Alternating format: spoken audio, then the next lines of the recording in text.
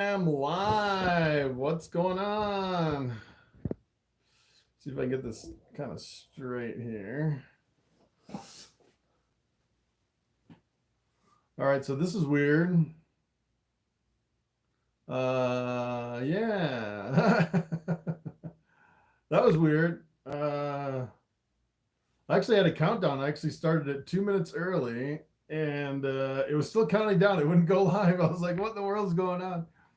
What's going on? We have one comment. Mr. Smiles 20104. What's going on? All right, M3 Hammer Down, what's up? Angel, what's up? The Rock, Lesnar, what's up? All right. What's up? Dom Mad, William, what's up? Mark the Skater, what's up? Tom Hughes, Jay Lunsford, what's going on? Hunter, what's up?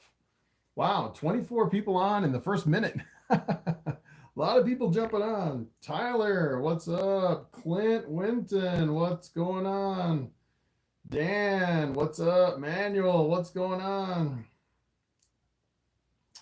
Dylan McDougall. Hey, Chris, Savage, and Rusty are doing awesome. Great. That's good to hear. That is awesome. Tyler, my favorite ball python YouTuber. Thank you. All right. Angel, are there any pairings you recommend? I have a yellow belly female, pastel leopard, champagne lemon blast. Yeah, so with yellow bellies, you could go for the ivories. The ivories are an all-white snake. It's kind of interesting if you actually work leopard or anchi in with the ivory, you'll actually see the leopard break through the ivory and you'll actually get, especially if you have other genes in there, especially brightening genes like pastel or orange dream with the leopard in the ivory, you can make some pretty awesome snakes. I also see you have leopard. So if you can get the leopard into a super yellow belly and work in like pastel or lemon blast, you can actually work them out of that ivory, which would be pretty awesome. All right, Malikio. So yeah, I think I destroyed your name. Malicioso, I think maybe. Can humidity stay in the 70s as long as there's no water puddles in the tank? Yeah, so so I like to keep the humidity a little less than 70. I know in some places just the ambient humidity is already in the 70s, so there's not a whole lot you can do with that. But you definitely don't want water puddles, like standing water in your enclosure. That's for sure. That's one of the reasons I like the coconut house, because it's a lot of times you can get it where it's dry on top and still has a lot of humidity underneath. John, what's up? Cushmaster. Jesse the Boss Gaming.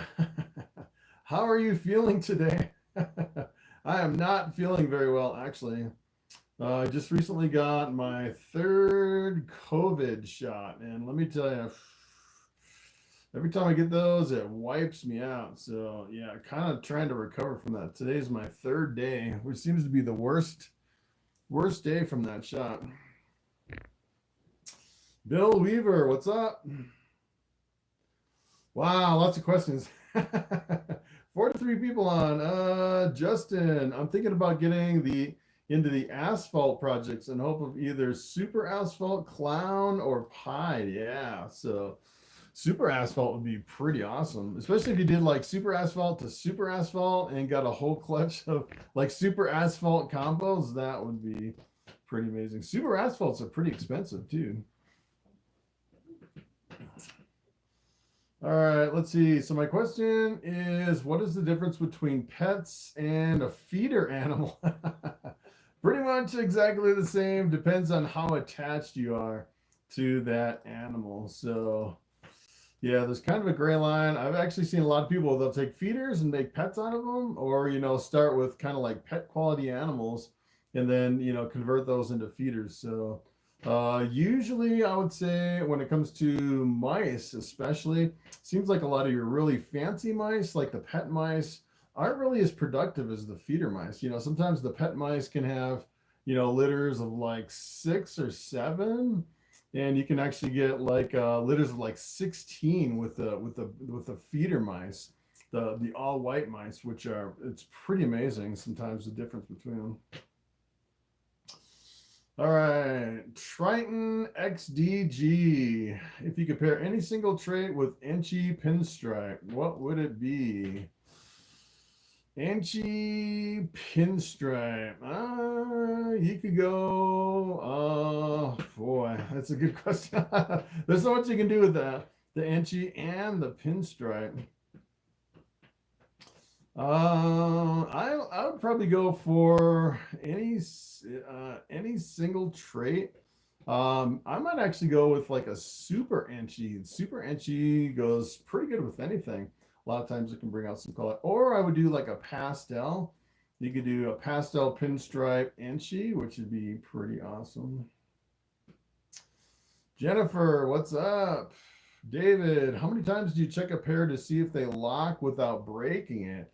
So I never check on the locks on my snakes because I found in previous years, a lot of times when I'm going through and checking for locks, I'd say a lot of times I'll actually break a lock. So I never risk breaking a lock.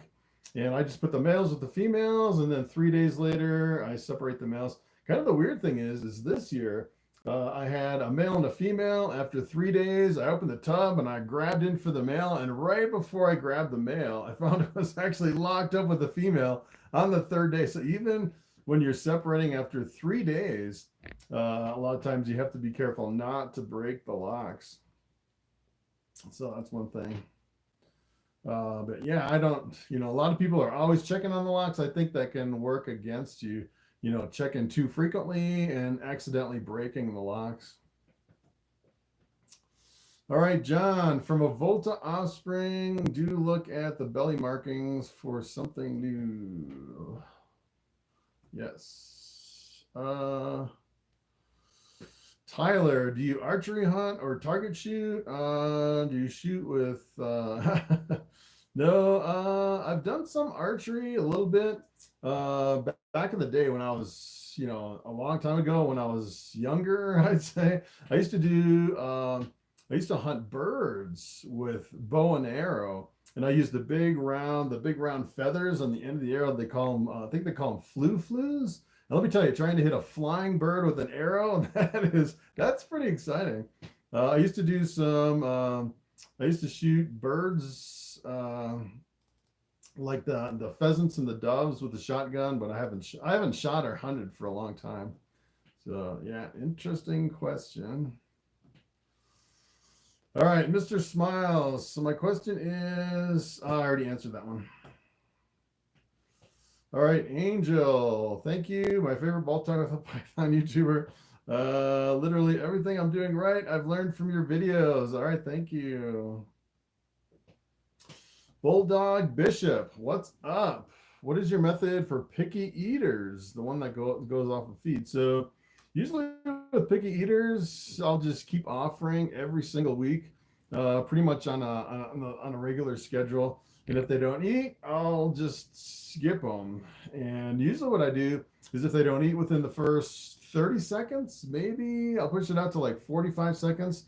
And I'll start with like a frozen thawed and kind of dangle it in front of them. And if they don't eat, I'll just move to the next snake in my collection. And if they don't eat, I'd say like, really depends on the age of the snake. If they don't eat for like 3 weeks, a lot of times depends on what's going on with that snake. But a lot of times I'll actually go and follow up with like a live mouse or a small live rat to try to get them back on food. And sometimes they just fast for a long time. There's nothing you can really do. Let's see. Someone sold you a pastel, found out it's a normal. Oh, interesting. Yeah, that's a bummer. Let's see. I have a hunter. I have an Axanthic. I want to breed. What should I breed to? Yeah, so for Axanthic, first of all, if you're breeding Axanthic, you want to make sure you know what version of Axanthic you have, because keep in mind your Axanthics are incompatible. So if you have like a TSK Axanthic and you breed it to a VPI Axanthic, you'll end up with a whole clutch of normals that'll be double het for both lines of Axanthic. And I've yet to see anyone to actually do that, which would be it'd be pretty problematic if you actually did that. And if you, especially if you tried to breed the double hets together, trying to figure out which Axanthic line you have after you breed the double hets together. But I'd say as far as Axanthic, probably the best thing I've seen with Axanthic is like fire and pastel. It really cleans up and brightens the Axanthics, and you get a really high contrast black and white snake with the Axanthic. And then on top of that, I've actually seen, you know, like a pastel fire, anything that really changes the pattern, like a leopard or spot nose or spider or something like that on top of the fire and the pastel really makes some really impressive Axanthics. Tim Tactical, what's going on? All right, Smiles, you've helped me so much with your videos. All right. Oh, got something in my throat.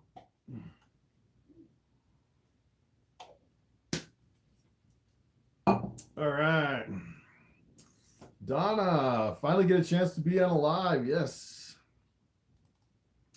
Should definitely show your retics more often. Yeah. Yeah, I could show my retics more often. That'd be interesting. I actually just paired them up here not too long ago. Just recently separated them, and they're both going into a shed. So getting ready to go into a feeding mode. So that'd be interesting. All right, Bill, would live to set breeding snake, which should I set with? I think your autocorrect kind of messed up that question. would love to start breeding. Which should I start with? I think that's what you meant. Really, if you're just jumping into ball pythons, the sky is pretty much the limit. I'd probably start with like a dominant or co-dominant, something that you can actually breed it and see the results of the offspring right off the bat. I've seen some people start with recessives, and a lot of times with recessives, it can be a little discouraging, I'd say, when you can't actually see the genes, especially for someone new. Let's see. In your opinion, what's the best pairing with a killer queen bee? So killer is super pastel.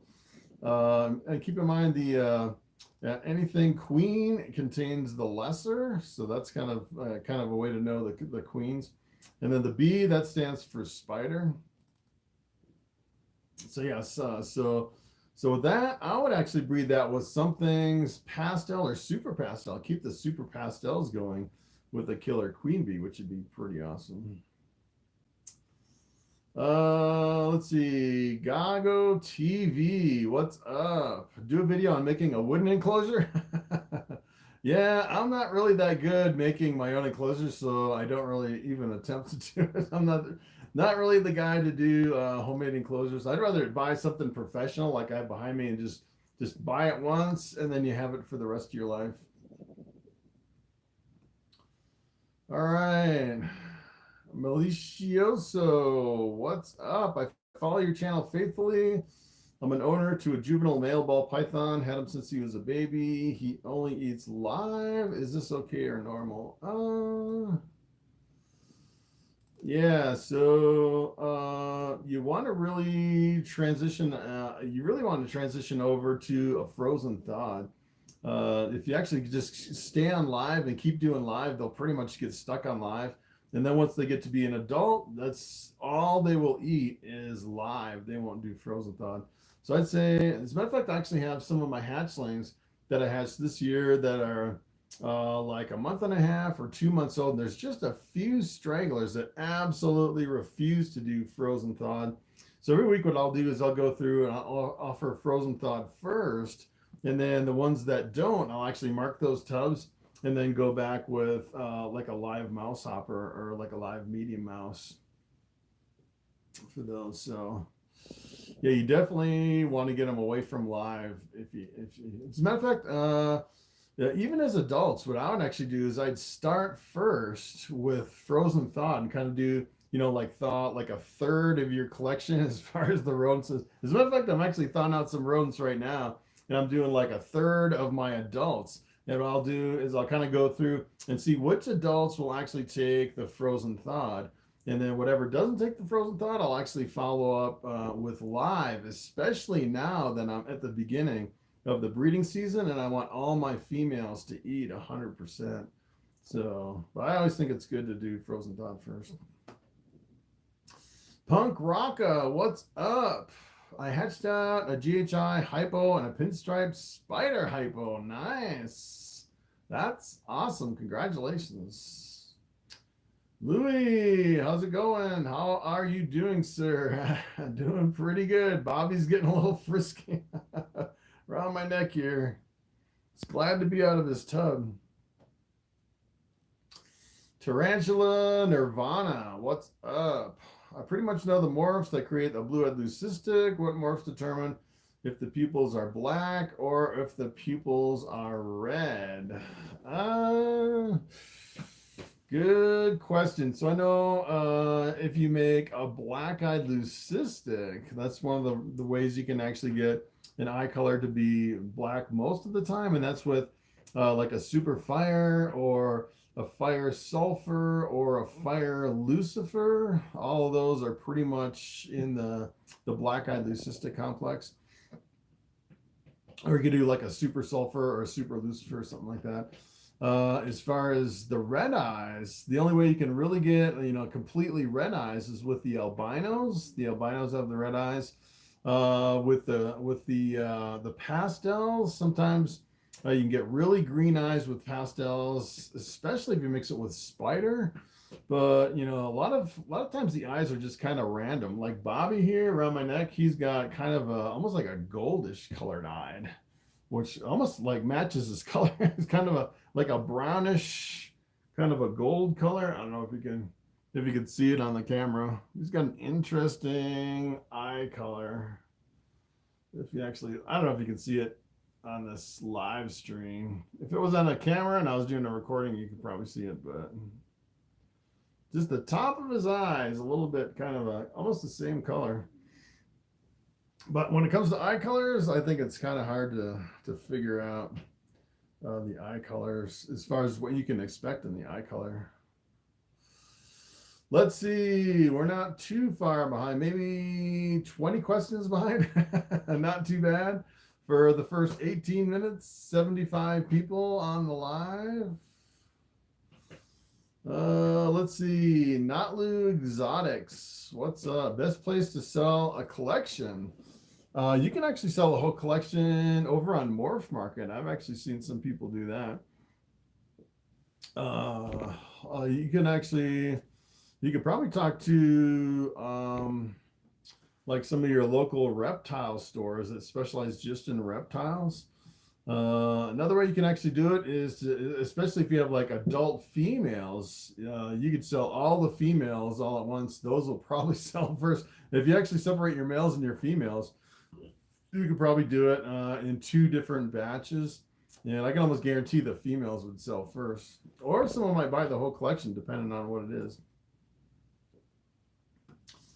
Carl, I have multiple single gene snakes. Is it worth unloading some and getting more powerful multi-gene Ball Python? I don't know. I would say it depends a lot on what you actually have. So one of the things that I'm kind of struggling with here in my collection is I have all these females that are like normals and single genes. Kind of like, like pastels, pinstripes and stuff like that, but they're really super productive. At what point do I get rid of them and replace them as far as that, or do I just keep them? So really depends on what you're going to do. I don't really like to keep swapping out snakes like I know a lot of people do. A lot of times, if you keep doing that, you risk bringing in diseases into your collection, which in some cases can completely wipe you out. So there's a pretty high risk of that. So I'm not really the guy that actually goes down that road and keeps swapping out snakes like that. Looks like we had a super chat. Super chats go to the top of the list. All right, Tracy Scott, super chat question. What do you think the next big fad morph will be? Good question. I haven't really seen anything that would be really big. I don't know. I don't know if you can hear my dogs out there barking. I'm trying to think of what the next big fad morph. Usually, like usually it's something that mixes well with a lot of different genes, but I haven't really seen anything come on the market that would mix well with a lot of different genes. You know, there's some stuff like the sunset and the monsoon that are really visually dominant, but I don't know if they'll be like mainstream, like a big fad as far as what people would actually get into. I'll have to come back to that one. I'm not 100% sure what the next big morph would be. I think we're still waiting for the new big morph to come out. You know, there's always new stuff coming out all the time too. So, all right, Bobby, where are you going? All right. Cloudy9, what's up? If you're just starting to breed ball pythons, what would be your first male and female? Yeah, so what I would actually do if I started completely over, I would pick up a female that was an adult female ready to breed, probably a lower end, like a cheaper one. And then I'd pick up like a higher end male with multiple either dominant or co-dominant genes. And that way, the first year you're actually producing some good hatchlings that you could use to fund your ball pythons, you know, through the first years. The first years are the hardest, especially if you start with all hatchlings and you're waiting for like the females to mature for 3 years. Let me tell you, you can spend a lot of money in 3 years before you finally start making money. Cushmaster, do you think there's still money in breeding for albinos? Yes, albino is one of my favorites. There is a market for albinos. Most people will go with the albino pies, pretty much the number 1 albino. I like doing dark genes with albinos. You get a really high white albino if you work in like blackhead or GHI or something like that. Bulldog, yeah, I had to do the live trick to get her back eating. Yep, sometimes all it takes is like one live mouse or like a small live rat, and then you can switch back over to frozen thawed. That's one of the advantages of breeding your own rats, is you actually have the accessibility. The Hated Movie Collector, what's up? That's an interesting name. Hey Chris, I had a female bamboo throw up a fuzzy 8 days ago. I think it was a case of overfeeding. When is it safe to feed her again? 14 days or more? Yeah, if you're feeding fuzzies, that's still pretty small. So usually the only time I've ever seen like a hatchling thrown up like that is if you feed more than 2 rodents. If you feed like 3 rodents in one day, I can almost guarantee they're going to throw up from too many rodents. Sometimes you can do 2 in the same day if they're smaller rodents, but usually they don't throw up. I would say you could probably just wait a week before you feed them again. I don't know, with if you're actually feeding fuzzies, I don't know if I'd wait 2 weeks on that. That's a pretty long time for a pretty small snake. And usually hatchlings, if they throw up, it's a lot of times it's just a one-time deal and they'll recover pretty quickly. But if an adult throws up, sometimes it can be chronic. So you kind of have to watch on your adults. All right, Mark the Skater 123. What would you breed to an Enchi pastel spider? Nice. I would probably do Calico and Orange Dream. I absolutely love the pastel Orange Dream Calico spiders, especially if you mixed Enchi in there. That would be pretty cool. You want to make sure you don't breed it to a spider or a champagne because you can get lethal combinations with those, be it like the super spider. Shane Henderson, what's up? AWOL 219, what's up? I have an 18-month-old male, 1,300 gram, pastel lesser, possible yellow belly, 100% het clown. Mother was pastel lesser, 100% het clown. The father was yellow belly clown. What would you breed with them? Let's see. Pastel lesser, possible yellow belly. And het clown. Pastel lesser. So it kind of looks, yeah. So good question. You could go with like an asphalt and try to produce. If you did like an asphalt het clown, you could actually produce a pastel lesser freeway clown, which is probably the most expensive thing you could actually do with that. If it's actually possible yellow belly. So the other thing you can do is to try to prove out that yellow belly, maybe breed it with something that is 100% yellow belly and see if you can actually prove it out and make an ivory with that is what I would do. And then once you know if it's yellow belly or not, then you can kind of go down like the highway or the freeway and see if you can make some really high-end highways or freeways. Rick, what's up? If my spider has a slight head wobble, is it a bad idea to breed him? Very controversial question. Most people won't even answer this question.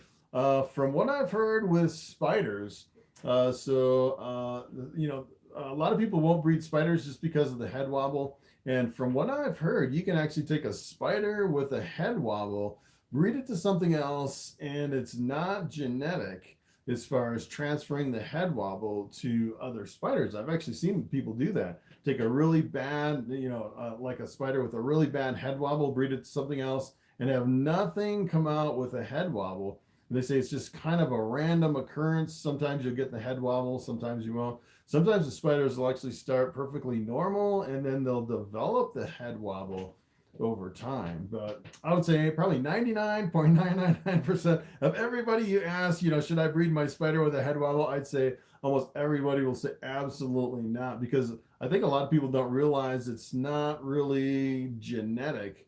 As far as what I understand, it's just kind of random in the spiders, where you just randomly get a head wobble.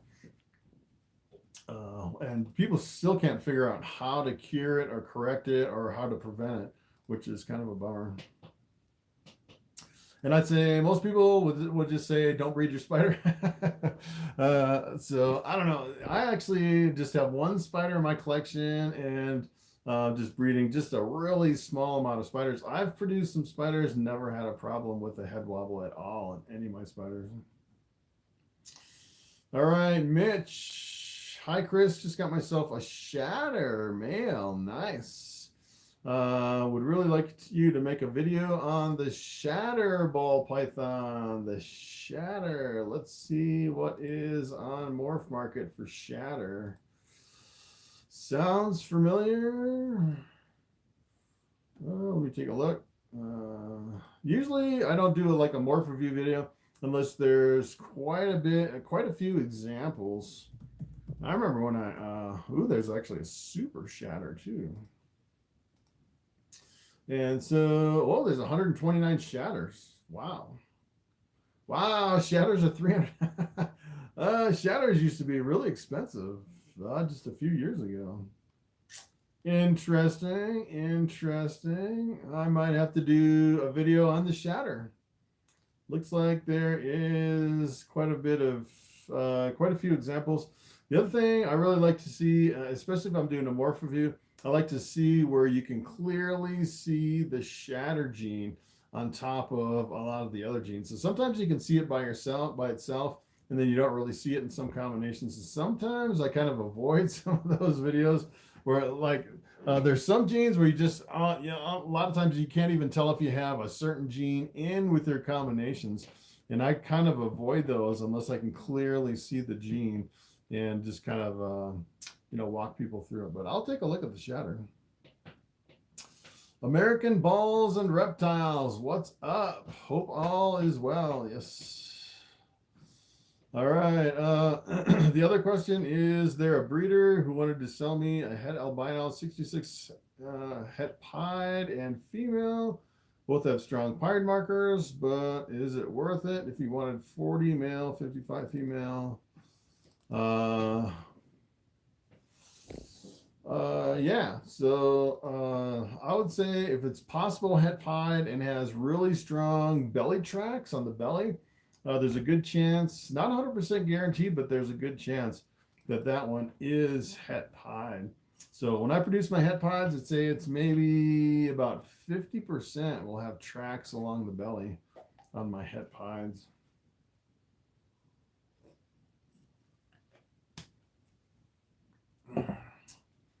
Shane Anderson, still trying to hit super normals. Yeah, you can't. Well, yeah. So technically, you can't hit a super normal because normal is the wild type ball python. It's the absence of all the genes. So you really can't have. It's like having a double blank slate, I guess. It's like the big. Yeah, it's like the big joke. The super normal. Yeah. All right, Joel A, what's up? Assuming you pair once a month, do you move on from a male if you don't see him lock with a female? Yes, I never even look at the locks personally. And a lot of times they'll actually fool you. So sometimes I've actually seen snakes lock over and over and over, and you get to the end of the season and the female ball python doesn't lay eggs. And at the beginning, when I first started, I was actually always checking on my males and females to see a lock. And, you know, sometimes I actually interrupted them, so I don't really check on the locks. But I'd say probably, you know, at least 50% of the time I never saw a lock and ended up with eggs anyway. So you really can't tell on if they lock or not. That's why it's kind of, you know, it doesn't really matter if you actually see it. If you put a male with a female, I'd say most of the times they're going to lock. I can almost guarantee it. And most of the times you probably won't see it. Has anyone else noticed the spider crawling up the cabinets? There's a spider crawling up the cabinets on the left side. So that would be, let's see, the left side is it this side? That would be the right side, right? Right? No, that's the left side. Yeah, my right side is your left side. I don't see a spider. But there are spiders in my house every now and then. Yes. All right. Hopefully that spider doesn't crawl on my head. I used to put out sticky traps, but one of the big thing about the sticky traps is I'm always afraid a snake's going to get out and get caught in the sticky trap. Or a rat or something like that. So I don't really use any sticky traps anymore. But yeah, as a matter of fact, upstairs I'm going to start using sticky traps. Let's see. All right, Mama Dragon 24. What's up? Just wanted to say that you have really inspired me to become a ball python breeder. My question is, what is your opinion on buying ball pythons from places like PetSmart and Petco? Good question. So I've actually done a video buying snakes from PetSmart. And I guess it comes down to if you can find one that looks healthy, I would say it's a lot of times they're a good buy if you can find a good deal like one of those big chain stores. Kind of the issue that a lot of people have is they absolutely have a policy against feeding live mice to their hatchlings. So sometimes you'll have a hatchling that they'll get, you know, just with a few meals, and it absolutely refuses to eat a frozen thawed rodent. So the problem is it just gets thinner and thinner, and wastes away because they're not feeding it the appropriate diet, which is a live mouse. So it's kind of like their policy is working against them as far as feeding the ball pythons. What I would actually do, if I was PetSmart or Petco, what I'd actually do is I would get only ball pythons that had at least 10 meals to get some good size on them, and that were big enough to where you were feeding them, you know, several frozen thawed rodents before you put them out on display for the public, if you actually have that policy in your store. But I've actually seen a lot of people get some good deals. So I'd say it can be a good place. Just stay away from the really super skinny snakes, I would say, unless you have some like mouse hoppers. All right, Chris Bain, what is Bobby doing on my head? I got 2 snakes at a show a couple years ago. Kept the labels, but forgot what snake is what. Can I send you some pictures and we can all guess who it is who? Yes. Yeah, so what you actually can do, you can what I would actually do is put a comment underneath one of my videos and then put a link to, like, you can upload a photo somewhere. I wouldn't do like a Google Drive or something like that. Sometimes the links won't work, but if you have a website where you can upload the link, maybe you can like post it over on Facebook and then take the link for that photo and then post it underneath a comment on one of my videos. It'll actually get kind of moved to my my held for review comments, and then I'll review it and approve it. And a lot of people can actually just jump in and tell you. A lot of times I don't even have to tell you what it is, because everyone else will jump in in the comments, which is kind of cool. Bill Weaver, what's up? What's the best breed to start with? The best breed is Ball Pythons. But the best gene would be whatever really you're interested in. I would actually research the different genes. I would say usually like starter genes.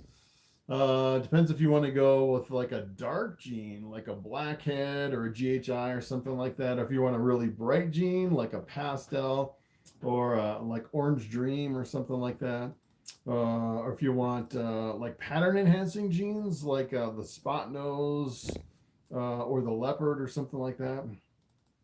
Or you can go recessive. I'd probably stay away from recessives when you're first starting out, like the pieds and the clowns. Sometimes it can be kind of frustrating with all the heads. Let's see. What do you see as the next fad morph? Oh, that was the super chat question. I'm not sure what the next fad morph is. I'm still thinking about it. I'm still waiting for the new gene to come out. That's going to be the next fad morph. Let's see. Charles Chambers, what's up? Hottest affordable gene co-dominant. Personally, I would say pretty much the most popular as far as the most affordable, most popular. I'd say it's definitely pastel and super pastel. As a matter of fact, I'm kind of working my collection to hold back all my super pastels, breeding my super pastels to get a whole collection of super pastels. Absolutely one of my favorite co-doms, and one of the most popular, and probably the most affordable too, which is pretty cool. Thomas, show us a live feeding. Yeah, I used to do live feedings back in the day. As a matter of fact, I even fed frozen thawed. And years ago, when I first started my channel, every time I did even just frozen thawed feeding to my snakes, it would get demonetized by YouTube. And I ended up going through all my videos and deleting all my live feed, pretty much all my live feeding and all my other feeding videos. I had some that I spent like a whole day putting together, you know, feeding my whole collection, and they all got demonetized, and I just deleted all those videos. So don't do any feedings anymore. So I know a lot of people do live feedings on their channels. You have to be really careful of kind of crossing that line. One of the things that I've actually seen, I saw someone get on YouTube. They actually put out these videos that were kind of like gray lined videos where They weren't sure if it was acceptable or not, and come to find out it wasn't. And they made a bunch of money on these videos. YouTube went in, deleted the videos, and then YouTube wanted their money back that you made on that video. So can you imagine if you did like a live feeding video and it blew up and you made like $10,000 and then they deleted it and they wanted their $10,000 back? That would be devastating. So that's one of the reasons I stay away from kind of the gray line, like the live feedings and stuff like that, because it could be disastrous. All right, Carl, what's up? Just bought a single gene pied male, have a single gene albino female. What is the quickest way to get a visual albino pied? Yeah, so you're doing it the long way.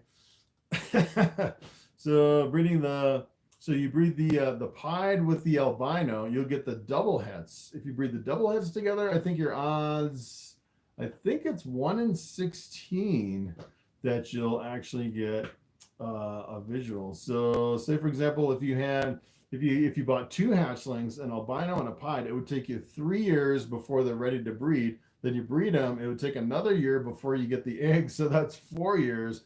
And then you'd have the double heads. And probably the quickest way to do it is to hold back multiple females from those double heads to really cut down on your time.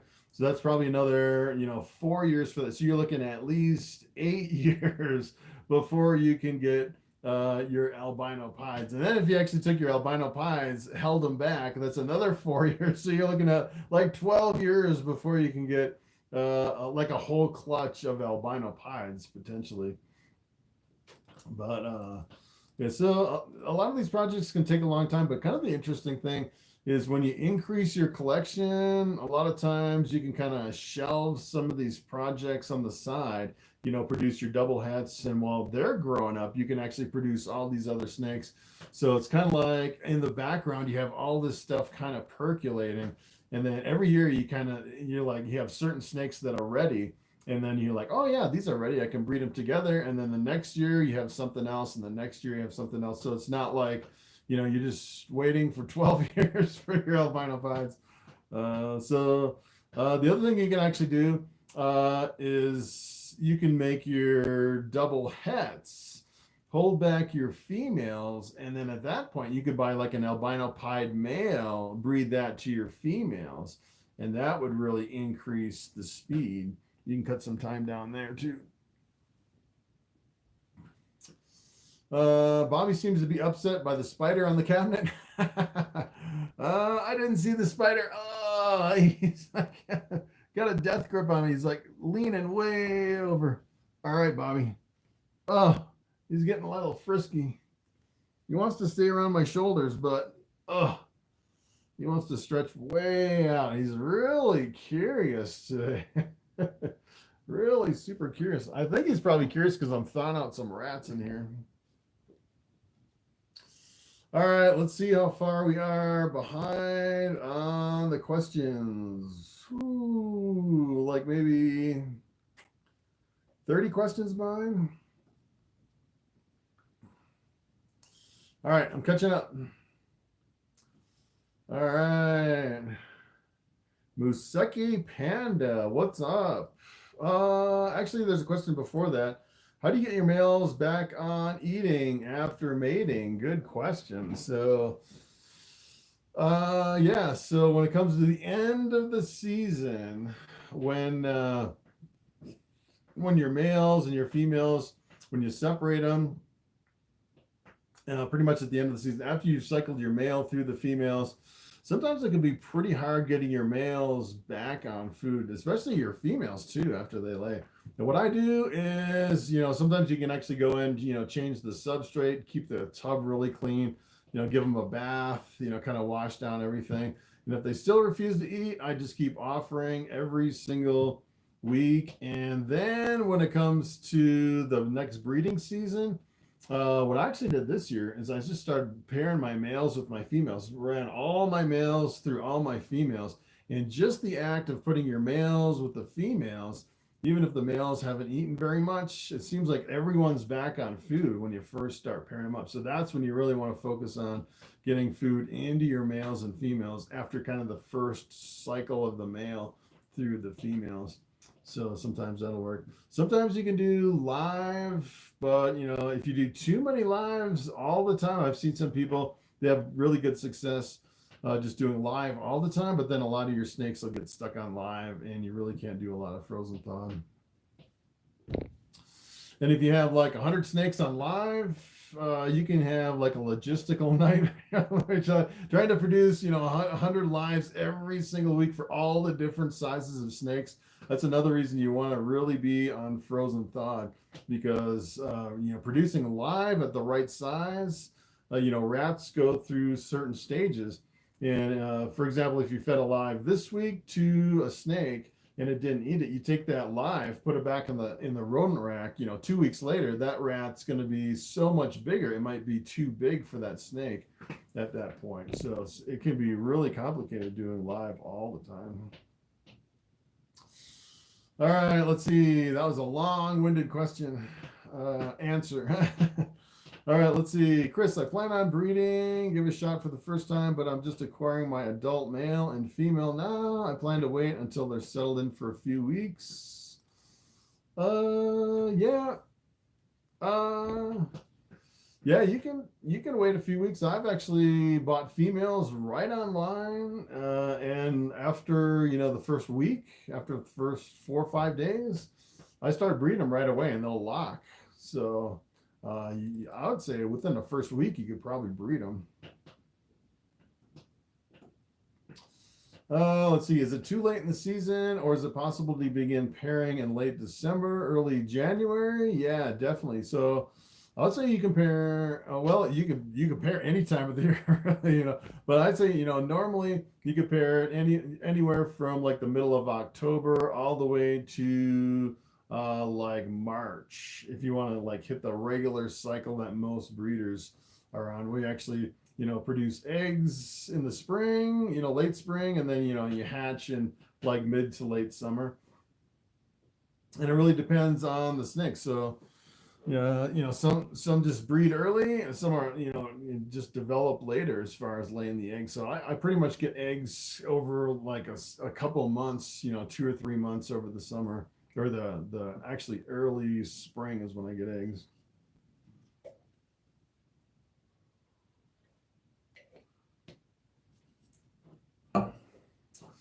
All right, Hunter, how will I know what type of axanthic I got? Yeah, good question. I would definitely go back to the breeder to figure out what type of axanthic, try to track it down from the source where you got that, because yeah, if you actually just bought some random axanthic that you really don't know what it is, that can be kind of problematic, because there's multiple different axanthics. I think there's like 4 different axanthics. The 2 most common are the VPI and the TSK, and most axanthics are incompatible. So you breed them together and you'll get the double heads. So you definitely want to know which type you have. Let's see. Brandon Hernandez, what's up? Any idea what het purple would be?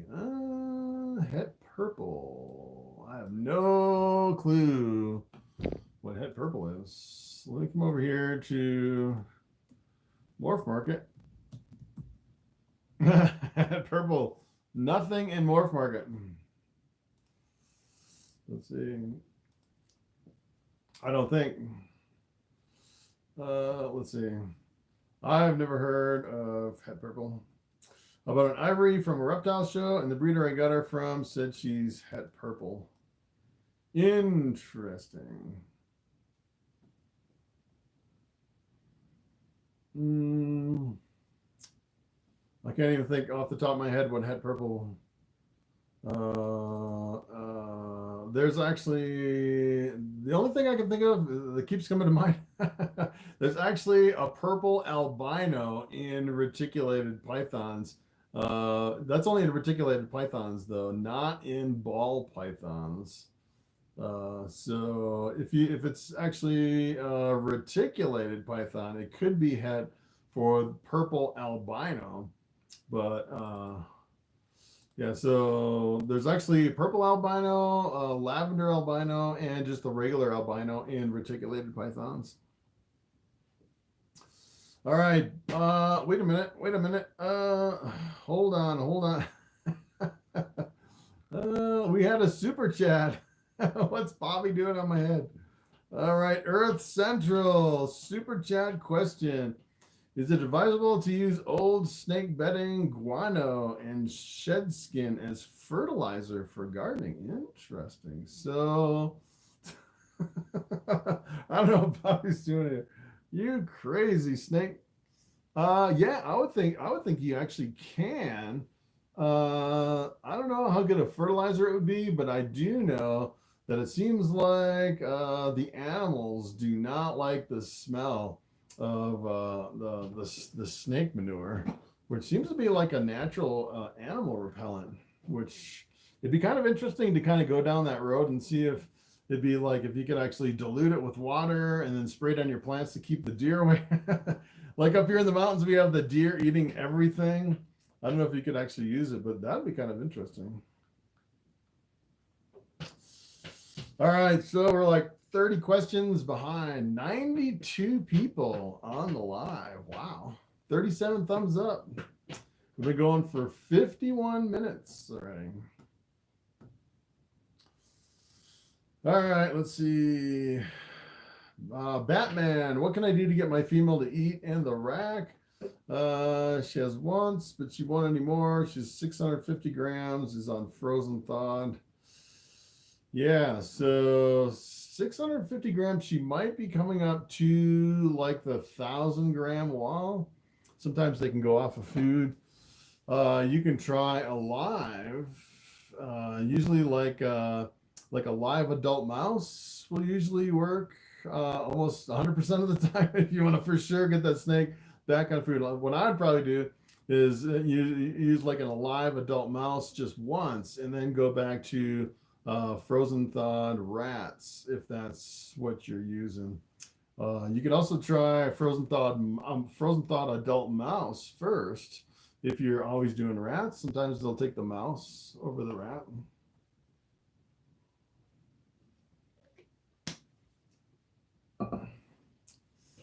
Let's see, Zach. I have a double pastel het axanthic female. I assume that is super pastel with 2 copies of the pastel gene.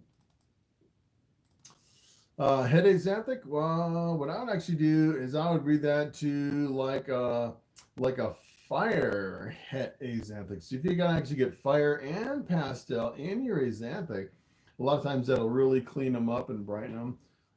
Especially if you added like leopard or something like that, leopard spot nose or something. You could do like a leopard spot nose. Yeah, so leopard spot nose fire het axanthic. That's probably what I kind of look for that. Let's see. I can only get her to eat in a tank right now. Interesting. Andrew Garvin, what's up? Finally caught you live. How often do I feed my hatchlings? I feed my hatchlings every week on a Thursday. So just once a week. It really depends on how many mice I have and how many hatchlings I have.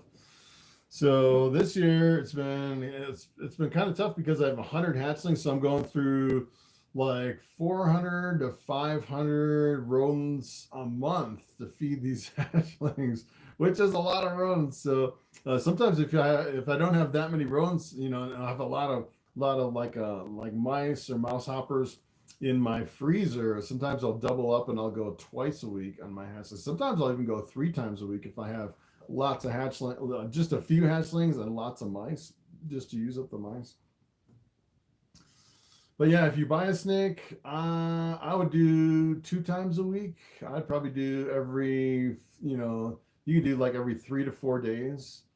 If you buy a hatchling, for me, I'm just kind of doing like a maintenance feeding just once a week. I'd say that's kind of the bare minimum for hatchlings, feeding them once a week.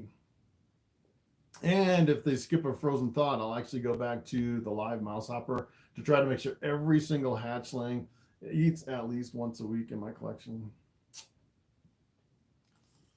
Let's see. Oh, we got another super chat. Clint, what's up? Just said my first lock, Butter Mojave, Blue-Eyed Leucistic with Mojave. Your videos are the best. Thanks for all your hard work. Thank you. Awesome. Congratulations.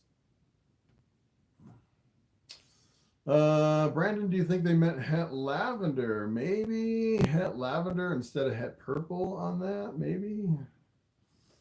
I was thinking maybe purple passion. I don't know. I was thinking about that. But purple passion, yeah, it wouldn't be het. So that's not actually a recessive. Yeah, I don't know what they meant by het. Maybe het lavender. All right, Sarah, do you think pythons need a basking bulb? I bought an RHP for my guy, but I was told I need to have a halogen and UVB. So no, for ball pythons, you don't need a basking bulb. Well, I've actually seen some people do like a hot spot from the top with a heat lamp. You definitely don't need UVB for ball pythons. Definitely not. But I've actually seen, people do, I guess it's not really considered a basking. I'd say it's kind of a hot spot from above. But the problem with that is a lot of times it'll really dry out your enclosures. A lot of times you'll have problems with stuck sheds with a light from the top. So I prefer to heat from the bottom for the hot spot. Personally, I wouldn't use a light from above for a ball python, but some people do. All right, Dan Tan, what's up? Is there a theory on what pigment colors are present in ball pythons? I see dark brown, orangish yellow, greenish yellow. I have no clue about the pigments in ball pythons. Not really sure. It'd be interesting to get some new colors with some new genes, like a bright green or a bright blue or something like that. It'd be kind of interesting if we saw that someday.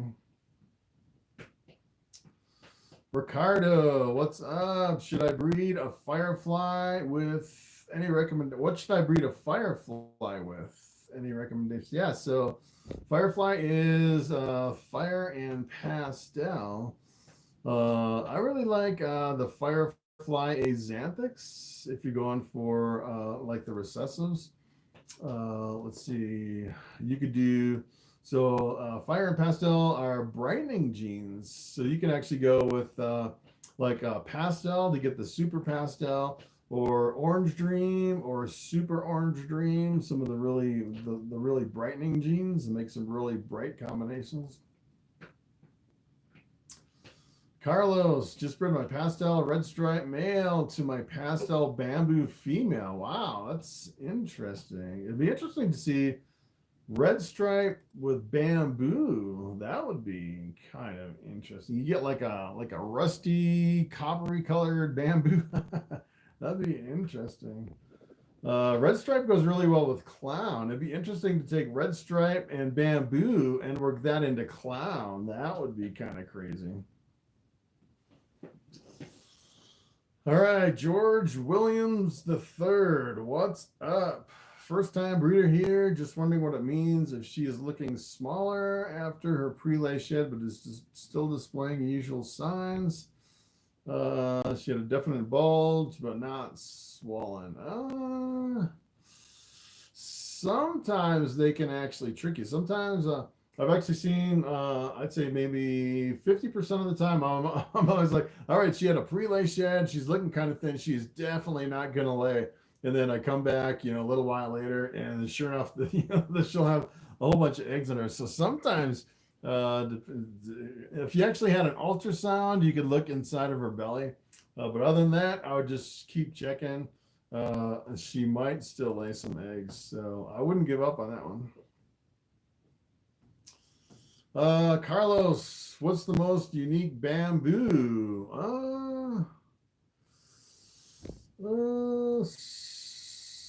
The most unique bamboo. I'd say the bamboo clowns are pretty cool. They're pretty unique. So the most unique bamboo is the one I have in my collection. That one's actually pastel pinstripe calico bamboo. That one's pretty cool as far as one of the most unique ones that I've seen. Alexandria Lee, what's up? Do snakes recognize their owner? I don't actually, I don't think they do. I don't know if Bobby really recognizes me. He's it's interesting with snakes because I can give Bobby to just about anybody else and he acts completely the same as he does around me. So it's not like it's not like a dog where you're real friendly with the dog and then someone else tries to touch the dog and they get barked at or something like that. It's a little bit different. It seems like if you tame a snake, the snake is tame with everybody. So I don't think they can really recognize their own. They may recognize your behavior. So if I gave Bobby to someone else that was real jumpy and real scared of him, he might act a little bit different. Pat, are ball pythons released into the wild like Burmese? I would say probably not, because I'd say in most cases you can actually walk over, pick up a ball python, bring it to the pet store, and get some cash for that ball python. So, and ball pythons really don't get really super big or aggressive or anything like that. So I don't think there'd be any issues releasing ball pythons into the wild like that. I'd say they're really super easy to catch. Let's see. Douglas Rank, what's up? Where can I find out what babies you currently have for sale? So yes, if you actually go underneath my videos, every single video will actually have a link to my Morphmarket store. I post all my hatchlings over on Morphmarket. I think right now, let's see, I don't have that many. I have 9 animals. Well, 8. Well, I think one sold, so I'm down to 7. I got one guy kind of working on it. We're kind of going back and forth on the details as far as the shipping and everything, but I think another one sold. But I want to post some more. I probably have at least 30 more snakes that I want to post over there here. I was going to do it this week, but just kind of ran out of time, so probably next week. All right, Ashley Hershey, what's up? Can you do a banana butter to a normal? Yes, you can do banana. So keep in mind the butter is pretty much the same thing as the lesser gene. A lot of people consider lesser and butter the same gene.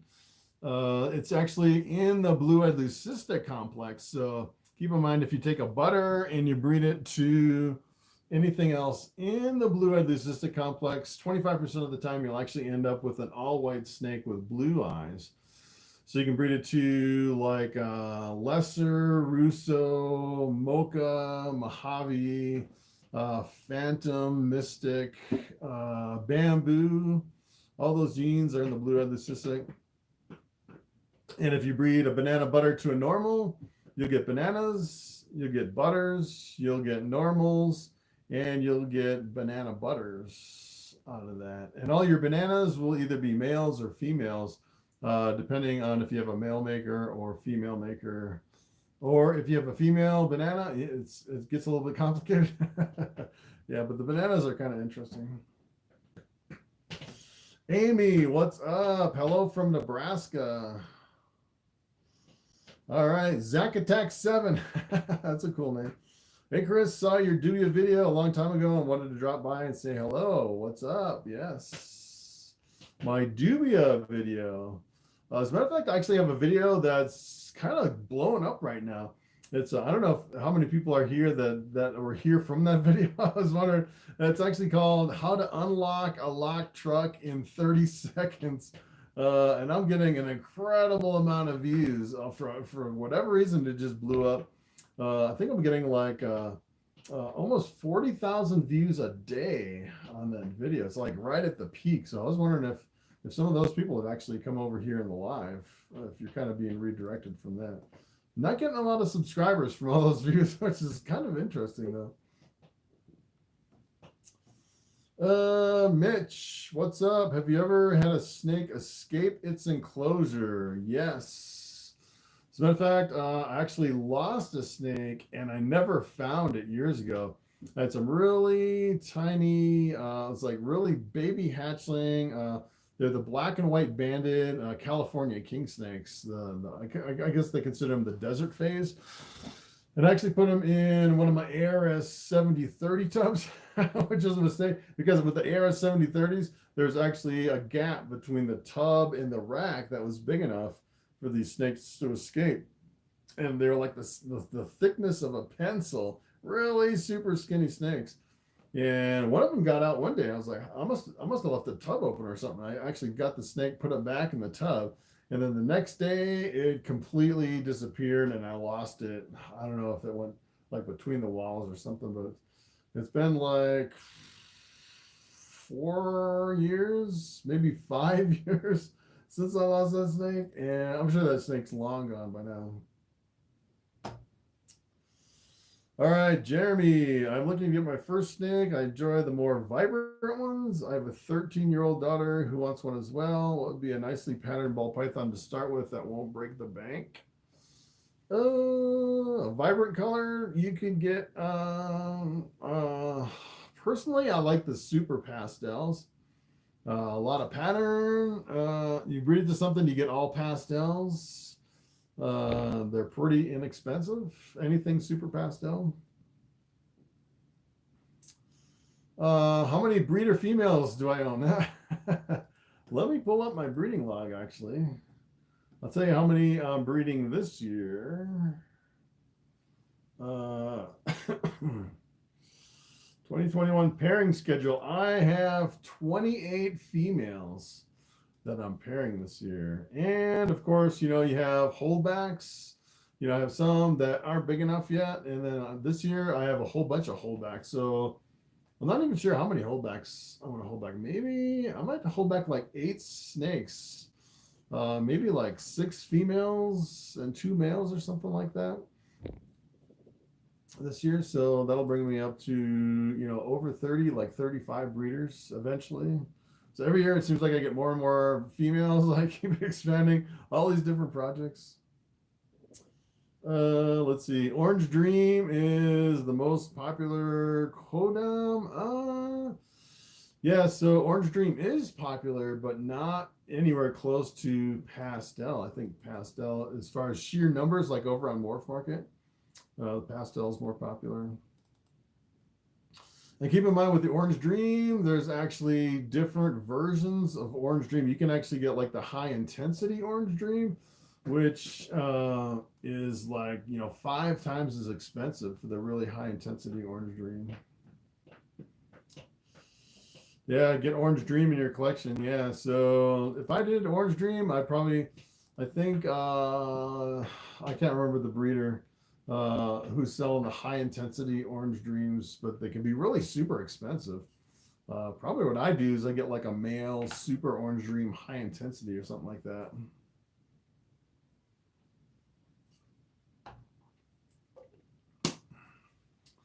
All right, Sean Brooks. So if I breed a het pied to something that's not, what are the chances I would get a pied? Yeah, so if you breed a het pied to something that's not het pied, the chances of getting a visual pied are 0. You need 2 copies of the pied for visual. So if you breed a het pied to something that's het pied, the odds would be 25% that you'll get a visual. If you actually take a het pied, breed it to a visual pied, the odds are 50%. Half the offspring should be visual pieds. But if you just took like a het pied and randomly, ran it through your collection, there is a chance, some of your snakes could have 1 copy of the pied gene. You just don't know it. And sometimes they can kind of float around hidden in your collection. And if you did find one with het pied to het pied, the odds would be 1 in 4 that you get a visual. That's kind of what I did with my my pastel calico, found out it was Desert Ghost. Just kind of randomly popped out a visual Desert Ghost. I was just blown away. So now every single year I take my visual Desert Ghost male and I breed it to the one that I found out was het Desert Ghost, hoping for more visual Desert Ghosts. Could I do a live feeding on Patreon? Yeah, I could do live feeding on Patreon. I don't like to I don't think there's enough people on Patreon really to do a separate live feeding, but I prefer not to do live feedings because you can get in trouble down the road with those. Let's see. Yeah, 0%. Have you ever acquired captive hatched imports? Nope, I've never done captive hatched imports. Matthew Swope, yo, first time, bro. What's up? Just bought my first snake because of you. Congratulations on your first snake. Yeah, it's pretty exciting getting your first snake. Let's see. Bobby wants to meet some of the girls, I think. Yes, it is the beginning of breeding season. That's probably why he's like squirming all over the place. He wants to go after those girls. Watching your videos made me get a snake. I'm so thankful. Find your page. They are addictive, let me tell you. Oh, let's see. Yeah, pastels on the low end, banana mid-range for bright and vibrant. Let's see. All right. So 105 people on. Wow, I think that's a record. That's a lot of people. We've been going for an hour and 11 minutes, 52 thumbs up. All right. Let's see. First snake is a pastel Enchi. I was a little intimidated at first because she was a snapping hatchling. Those hatchlings can snap quite a bit. Let's see. Let's see. All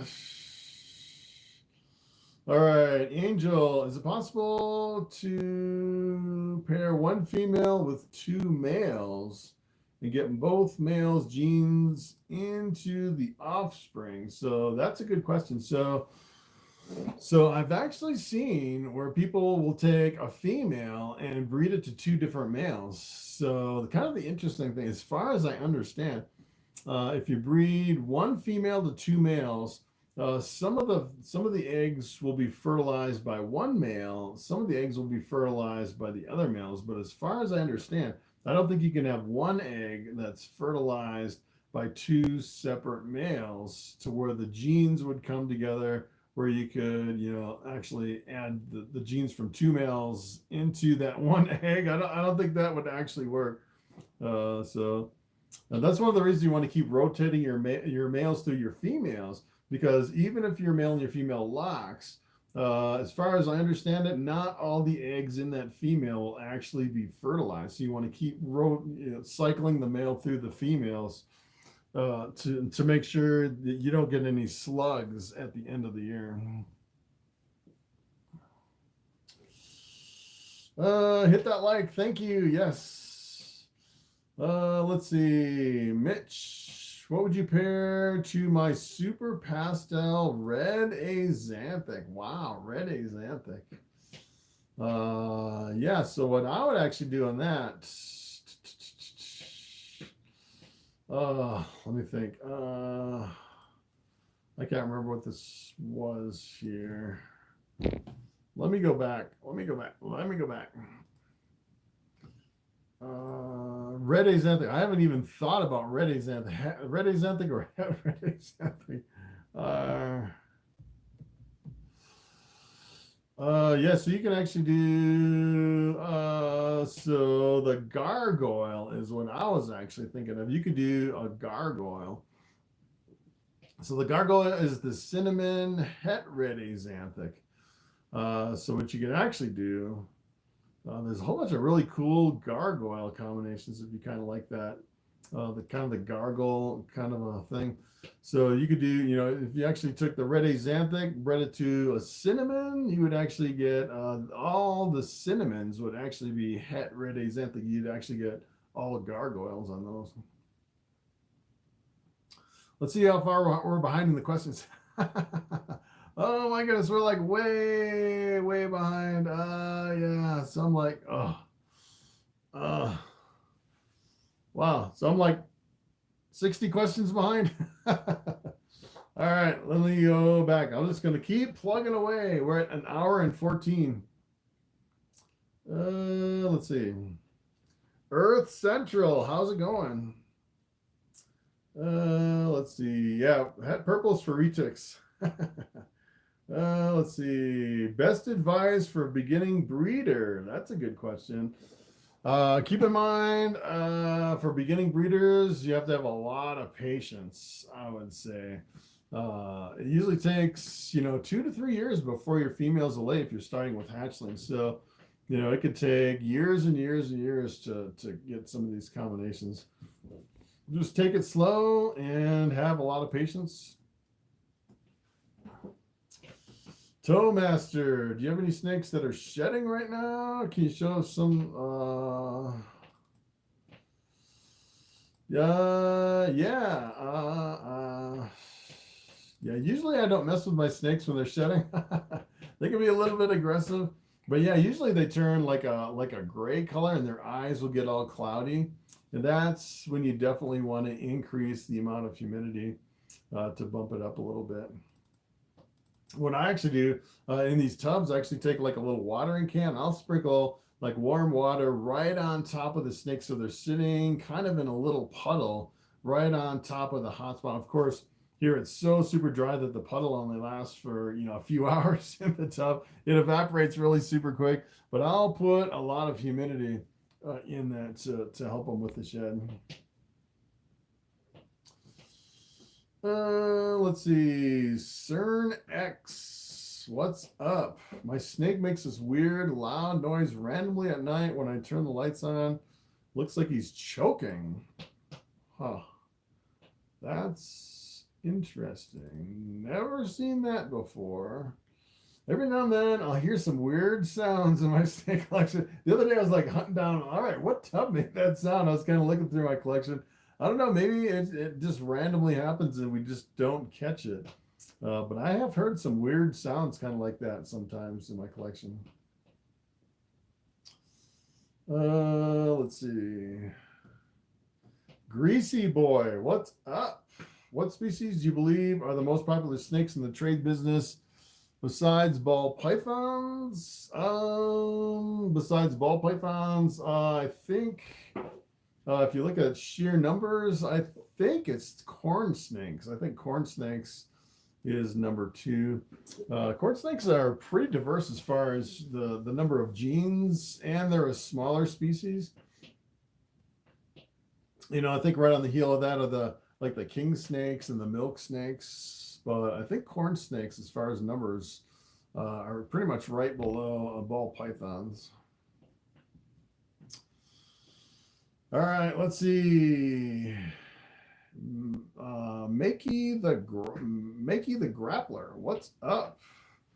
What can I do to make my blue-eyed leucistic ball to strike at frozen thawed? She only accepts frozen thawed when I assist feed her. Then we go nuts and eat it right away like a spoiled princess. Yeah, so... if you're assist feeding, so if you're actually assist feeding, normally I only would assist feed a hatchling, like a brand new hatchling that has never really eaten anything before. Normally, if you can get them on live mouse hoppers, that's the way to go. So if you can, depending on your local laws and regulations, I would definitely get them over on live mouse hoppers. And then every time you feed them, I would actually start with the frozen thawed. And then if they don't eat it, I would go to a live mouse hopper. And just keep doing that back and forth until you can get them over to frozen thawed. Trevor Hendricks, channel member, thank you. Is there a chart for rodent feeding sizes for pythons? I feel like I'm going way too small. So normally for a feeding size, I would actually look at the thickest part of the snake, like right in here for Bobby. And for hatchlings, you could probably go up to like 100% of the thickest part of the snake. For a big snake like Bobby, I'd probably go maybe a maximum of maybe like 3/4 the biggest part of the snake. Some people go like as big as the thickest part, but I think it's kind of hard on the snake to eat something that big. I like to go, probably anywhere from like half the thickest part of the snake to maybe 3/4. So you can kind of eyeball it that way. Corn snake or hognose? Yeah, so hognose is technically considered to be venomous in some areas. Some reptile shows will actually ban hognoses. So you have to be careful with the hognoses as far as the regulations. Jackie, what's up? How do you know when a female is ready for locking? Yeah, so a lot of people kind of track different things with their females. I basically just take my males, throw them in with the females on October the 15th, assuming my females and males are old enough and mature enough. And I'll just randomly throw them together and just start cycling them through for the next 5 months. And it seems like kind of at the end of the first cycle, when you put the males with the females and then separate them, it seems like their appetite is really stimulated at that point, where they'll go on food really crazy. And then you feed them really heavy, and it seems like the feeding kind of stimulates the breeding the next round when you put the males with the females.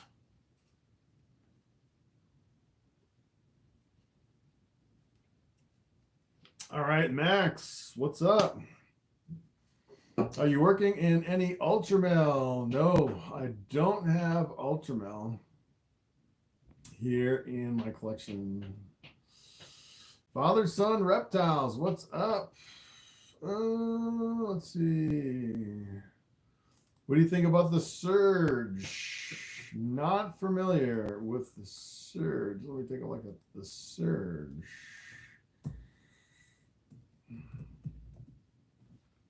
Looks like there's a Super Surge over on Morphmarket.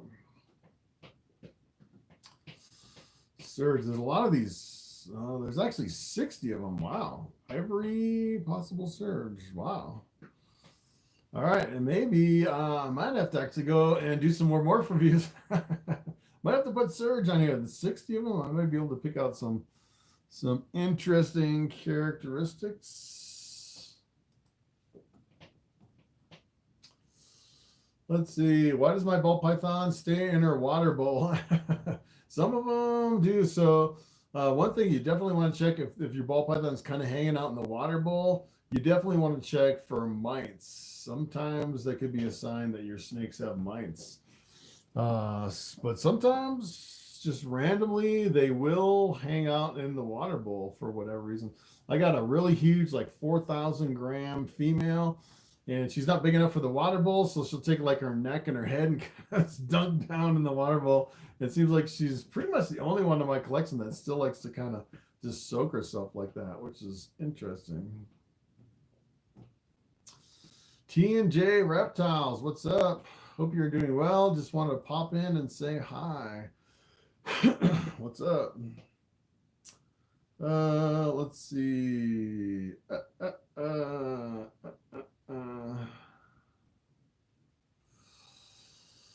All right, George, thanks for the answer. I've had other breeders say the same, and one even suggested you have a video on everything. All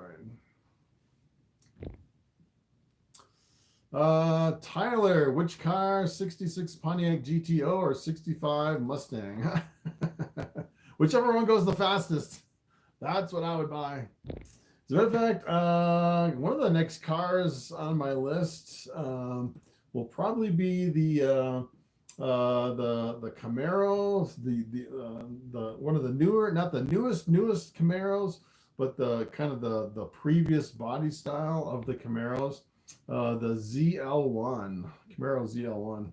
It's probably really good. I've actually driven some of those Camaros. They're super fast. I think the used ZL1s, the cheapest you can get them, are like still $35,000 or something like that. They're crazy. Yeah, cars. I should start a car channel. All right, let's see. Robert, how old do you have to be to sell ball pythons? I'm 14 with a butter. I blind a pretem. He is 9 months. There is no limit on age as far as that. So if you want to do YouTube videos, I think you can't be any younger than 14. I think you can have a YouTube video and still be you're actually considered a kids channel if you're below 14, but I think if you're 14, you can have comments and everything under your videos. So if you wanted to do like a YouTube channel too. So yeah, there's really no limit for breeding ball pythons. Let's see. What is the youngest female that you have bred? So I've actually bred a female that was 2 years old and 1,450 grams. It was my clown female, and she actually laid 6 eggs. But keep in mind, if you pair up a female at 2 years, if you pair them up pretty young, like right on the edge, a lot of times they'll go off of food, and then trying to put weight on them for the 3rd year, a lot of times sometimes they kind of get stuck right at like 1,400, 1,500 grams. So if you can, I would actually wait until 3 years or maybe even 4 years and keep feeding that ball python, and it'll get bigger and bigger and bigger after 4 years. And then when you start breeding at 4 years, you can have clutches of like 10 or 12 eggs instead of 6 eggs. So there's kind of pros and cons to do it. Or if you could actually find like a 3-year-old or 4-year-old female that has never been bred, you can do that too, especially if you can find a big one. Hit the thumbs up for our wonderful host. Thank you. Let's see. All right, Raymond Brillo, what's up? Does asphalt, highway, freeway hold its value, given that the recessive genes are the new hype? So yes, so when it comes to highways and freeways, keep in mind that if you actually take a highway and you breed it to something else, you can't easily reproduce the highway.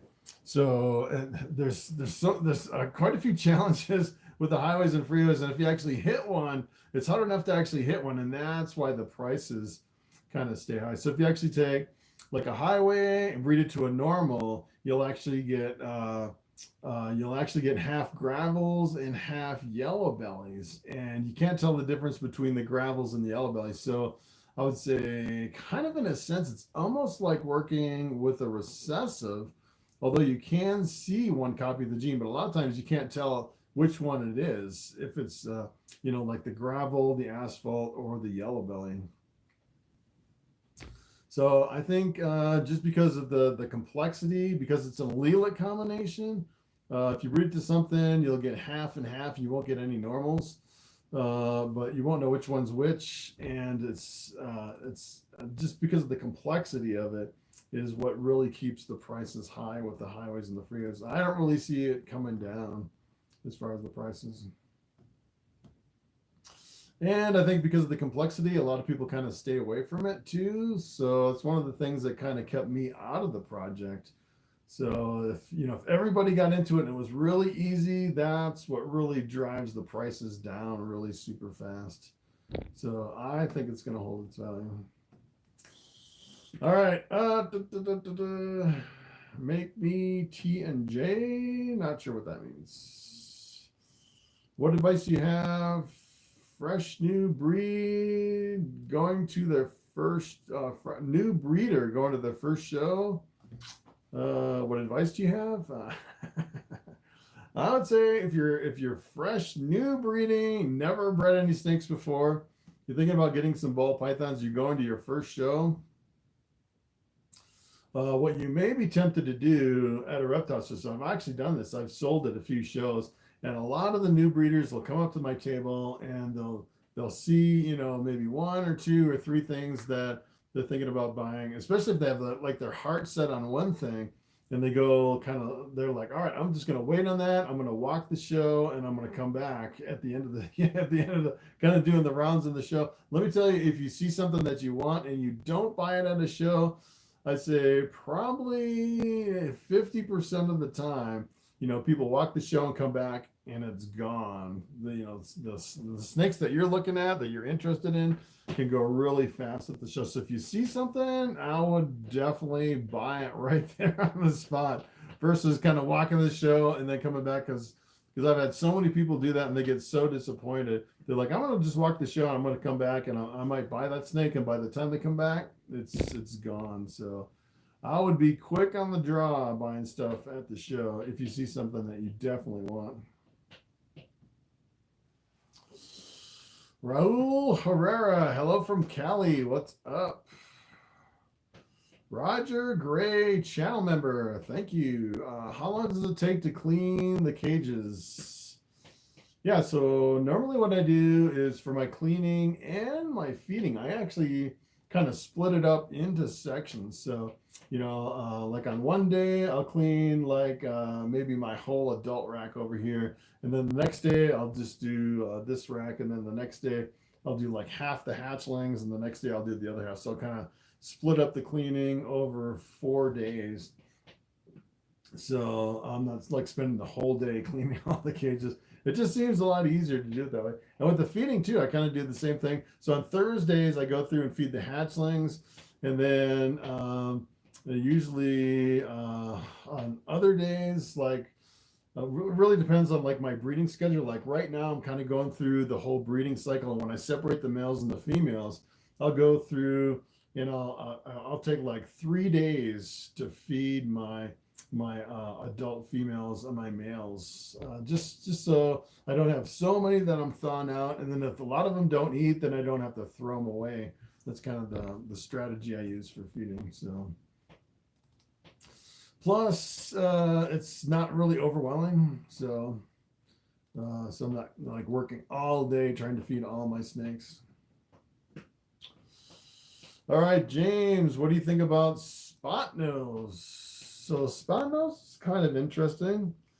I actually don't have spot nose here in my collection.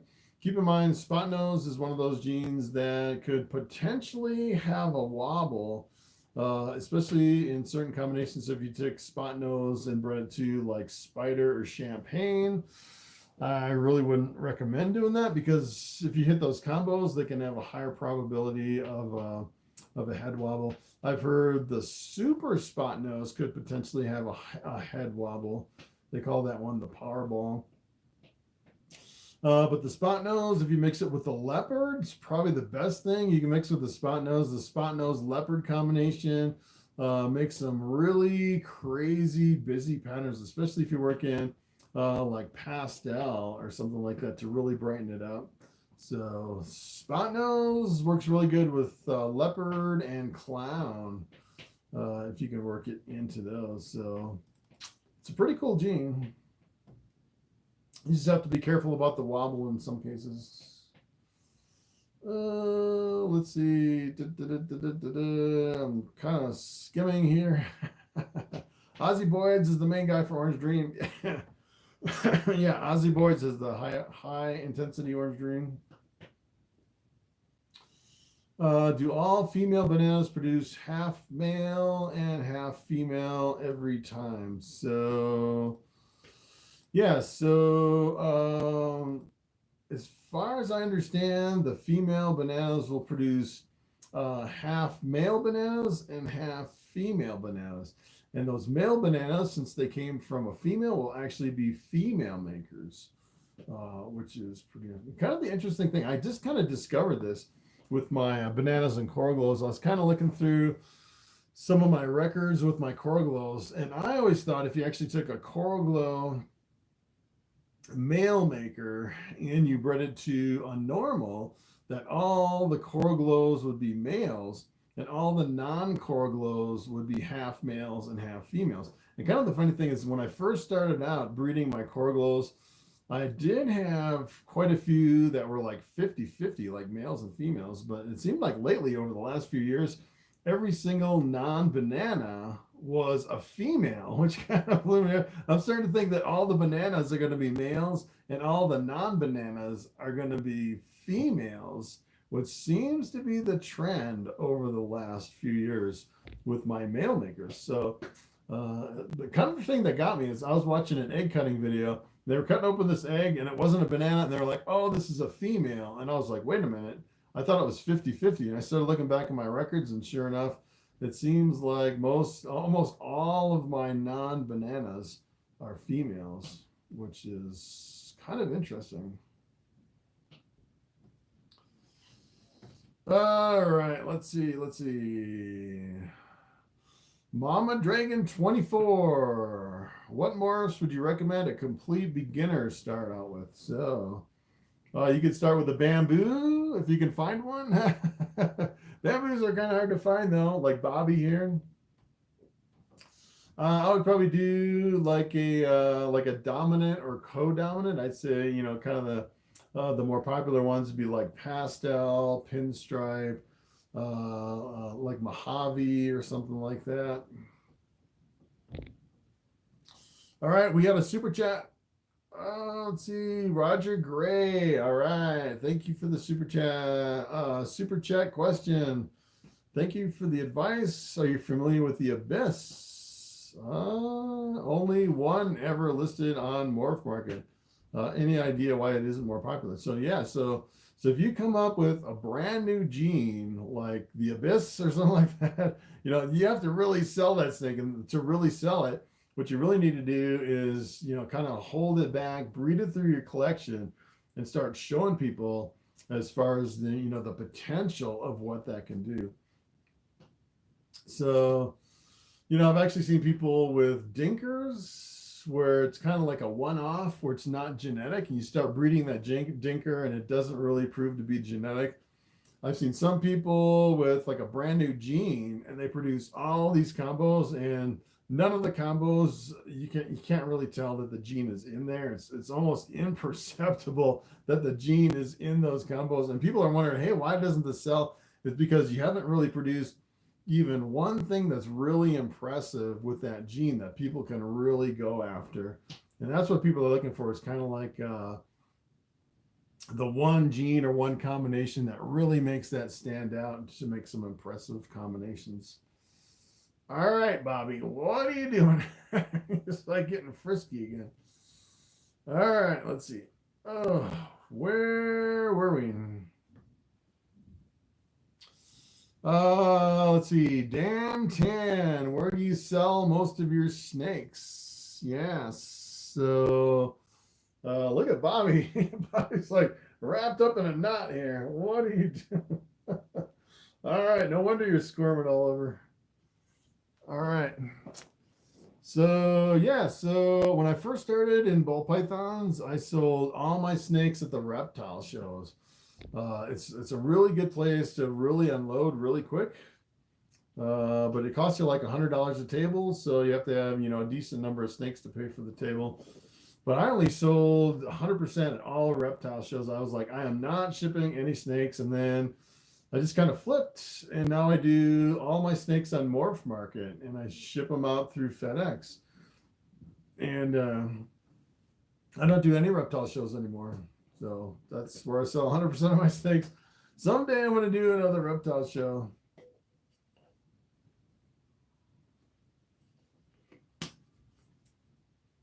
Moon over Miami, what's up? Ballin Pythons, what's up? Do you have any Ultramels? No Ultramels. Let's see. Matt says, how are your cows and bull doing? So yeah, so they're doing good. My bull is really massive. As a matter of fact, if you actually look at my last chicken video, one of the last kind of farm videos, it was like a 2-hour video, but in that video somewhere I actually showed you my cows. I have a bull that's probably like 3,000 pounds, my Black Angus. I still haven't had a calf yet from my cow. So I have 4 cows right now. TNT Balls, what's up? Let's see. Fox is dead. What's up?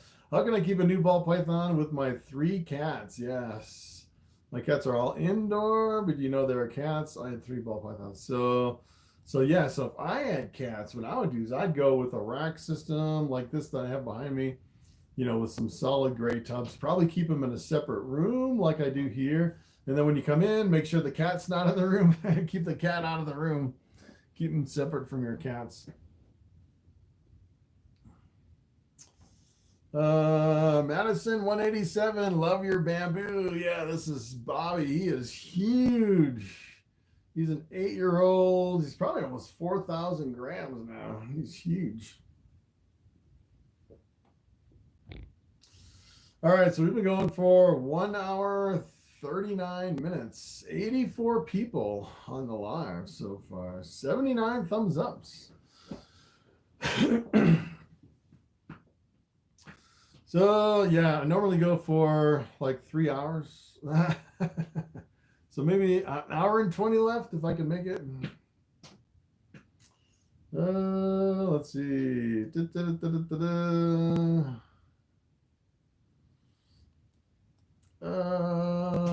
Tyler met me and Bobby at a reptile expo in Denver. I think I remember you, Tyler. Yeah. Yeah, I remember you. You're actually on the video.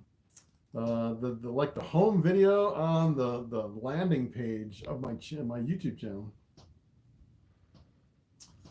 If that was you, I think it was you. All right, Athena, worried about female ball python not eating. It's been 6 months. Wow, 1.5 years old. 2 in January. Is this normal? Yeah, so after 6 months, 1.5 years old, I would definitely, on that snake, after not eating for 6 months, I would definitely go with a live adult mouse. Come on, Bobby. What are you doing? What are you doing? So yeah, so 6 months is kind of my limit. I would definitely go with a live adult mouse, and I can almost guarantee that snake will start eating again. And sometimes it just takes one mouse, and then they'll go right back to whatever you were feeding them before, like a frozen thawed rat or something like that. Yeah, but 6 months, you definitely want to start thinking about snapping them out of it. All right, nuclear blast. What's up? What do you think about breeding 100% het matriarch to a bamboo inchy motley pastel 100% het climb? Yeah, so if you start breeding random hets to hets, then you'll get 50% hets, then you'll get possible hets, and then you'll get all these kind of random hets just kind of floating around, which is kind of interesting. I've actually sold a lot of hets that, you know, are possible hets or 50%. And then I think a lot of ball pythons nowadays are just kind of randomly possible multiple hets, just kind of, you know, forgot about floating around, which is kind of interesting. But yeah, if you kind of ignore the hets, yeah, you'll just get more bamboo inchy motleys and pastels. Let's see. Can we get Chris to at least 100 likes? Yeah, it doesn't really matter to me. What are we at? 86? I don't know if the likes really matter that much on videos. Not really sure. Let's see. Ball Python Chronicles. Thanks you for all the info. Just hatched out my 3rd clutch. Congratulations. Learned it all from you. Nice. Do you have any for sale? Yes, I do have ball pythons for sale. If you look at the link underneath just about any video that I've ever made, it's in the description. If you expand it to my Morphmarket store. So I actually don't have it listed under this one yet until it's finished. Let's see. Christopher, what's up? I recently got 3-year-old female ball python. The older sold it because they got bitten and got a trauma. That's hilarious. I got bitten twice already. Is there any chance that I can change her behavior? So so I've actually only ever had one ball python that I could not tame down. Absolutely could not tame down that snake. And what I actually did is you can actually take a snake like that, list it over on Morphmarket, and then just put in the description, this snake is biting everyone. It's just a terror. And for some reason, a ball python that likes to bite is really popular, and a lot of people actually want to buy. I don't know if they're attempting to try to tame it down or something. They like the challenge trying to tame down a snake. But I sold my snake over on Morphmarket, listed it over there. Had several people that wanted to buy it right away. It was just a really crazy snake, would bite everything. The only one I've ever seen like that. Let's see, Madison 187. Got any suggestions for a male to breed to my pastel lesser? Not looking for blue-eyed leucistics. Lesser, pastel lesser. I like to do yeah. So lesser, I'd say most people go for the blue-eyed leucistics with lessers. Lesser clowns are pretty nice if you want to go for the lesser clowns. I have one of those. If you actually look up the hatchling lesser clowns, they're super impressive. One of my favorite combinations. Greasy boy, have you ever had a negative reptile Craigslist experience? Not really. I've only ever bought 2 snakes over on Craigslist. One was a free normal that I still breed to this day, normal female, and another one was I think it was I can't remember. It was an all-white snake. I can't remember if the genes were in that one. But yeah, I haven't really bought a lot of snakes over on Craigslist. I did get mites from Morphmarket. Snakes on Morphmarket, you have to be careful. Keep in mind, Morphmarket is kind of like Craigslist. Craigslist for snakes, I guess you'd say. It's just, just random people, anybody, just randomly selling the snake. So I'd say you can have more negative experiences from Morphmarket if you buy more snakes over there. Let's see. I'm into ball pythons because they're great pets. I don't breed, and I know nothing about that. So my YouTube channel, pretty much every video I put out is about breeding ball pythons, all the different combinations you can get when you breed them together.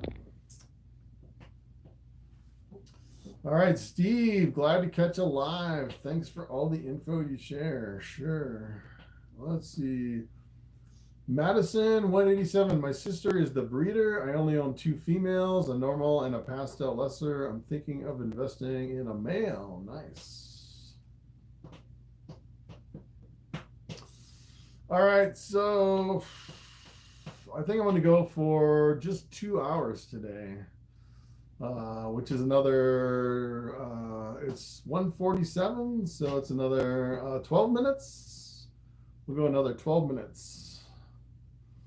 Just because I'm feeling a little bit under the weather since I got a COVID shot 3 days ago. I'm like feeling pretty bad. Let's see. How far I am behind on these questions. Not too far. All right, let's see. What do you think will be the next big gene? I have no idea. Let's see. After a baby python's first shed, should I feed them right away or wait a couple days? I would actually feed right after the first shed. As a matter of fact, this year I was feeding before the first shed, while it was still in shed, and I had a couple actually eat while still in shed, which is amazing. And kind of the interesting thing this year is I had some of my baby ball pythons Eat frozen thawed right off the bat. I started offering frozen thawed. Usually I go right to the live mouse hoppers, but because I had so many hatchlings, I was like, all right, I'm just going to try the frozen thawed mouse hoppers. And I had maybe 5 or 6 take a frozen mouse hopper for the first meal, which is pretty unusual, but it can happen. Just skip the live altogether. Can a male and female be the same size age for breeding? Yes, definitely can be the same size and age. Worms in a bioactive enclosure? I would say if you had the right setup, you could probably do like the little red worms in there. You could have like moss and, you know, you could probably have worms in a bioactive enclosure. Can I take my Boll Python outside during the day? So I actually did a video on this, taking your snake outside, and there's a few things that you want to make sure. One thing, probably the biggest thing, is that the birds don't swoop down, especially if you like put the snake somewhere. Like up here in the mountains, we have eagles and hawks and everything. You definitely don't want a bird swooping down and taking your snake away. As a matter of fact, most of the times when I see like an eagle or a hawk carrying some kind of a prey item, it's almost always a snake. It's like they always pick off snakes. So that's one thing you have to watch out for. And if you put the snake on the ground, you want to make sure there's no gopher holes to where you lose your snake down a hole in the ground. So if you take it outside, I would probably keep it around your neck the whole time. Keep a really tight control on that snake. Let's see. This is awesome. Finally seeing you live. Bought my first snake because of you. Thank you, Matthew Swope. All right. Let's see. Let's see. Is the bamboo your favorite morph? Yes, the bamboo is my personal favorite. Especially as just a standalone gene. Works really well just by itself. Probably the most impressive standalone, I'd say. Let's see. The Rock Lesnar, what's up? Hey, Chris, my Ball Python's belly has been peeling, but it seems to be thicker, clear scales. Doesn't seem to be a stuck shed, although he hasn't shed in a while. Never went into a blue. Yeah, sometimes they can kind of trick you with the sheds. Hopefully it's actually a shed. So you want to make sure you don't have any like a hot rock or something in there, like a really super hot heat source in there. You know, pretty much the hottest you want in your ball python enclosure is about 90 degrees. Classy classy headbanger. What's up? Let's see. Probably stuck shed. I think so. Well, what do I think about sugar and calico? Good question. So I actually did a video, sugar versus calico. I actually went over in Morphmarket, looked at a bunch of sugars, looked at a bunch of calicos. And if you look just at the sugar by itself, it can be really extremely variable from one end all the other. So both of them actually bring up a lot of white on the side in some cases. Some can bring in some coppery color. Some can bring in a lot of yellows. But most times when you think of a sugar or calico, you're thinking of like the high white sides on the snake. And I'm convinced that the sugar and calico are pretty much the same thing. Both are really variable. And I'd say in most cases, you can find certain versions of the sugar that look exactly like certain versions of the calico. Although, you can actually find someone with sugars and calicos, put them side by side, and they're completely different because they have different versions of the two genes. So it can be a little bit confusing with those. Let's see. How would you make a red ball python? Good question. So no one has made a really super bright red ball python. Some of the sunset combinations. You could probably do like maybe like a sunset red stripe, I'd say is probably something you could make a kind of a red snake, but I haven't seen, any red ball pythons that are like super red. Let's see. Is it better to breed snakes that will sell for decent money, or better to go for expensive snakes? Got a super chat, Tyler. Thanks. Uh-oh, the spider's back. Is it? The spider's back? Oh, I'll have to track down that spider on the rack behind me here. Yeah, so good question. What I like to do, I kind of like to do a variety of like really high-end snakes, up to like, or for me, high-end's kind of like $1,500, which is pretty high-end, all the way down to $100 snakes. And it seems like the cheaper snakes sell faster, as far as kind of making some money really quick. If you have like if you had like all $10,000 snakes, you may be hard pressed to actually sell those snakes, I would think. I don't know. Pros and cons. If you have really expensive snakes, you could probably have fewer racks and fewer work to make the same amount of money.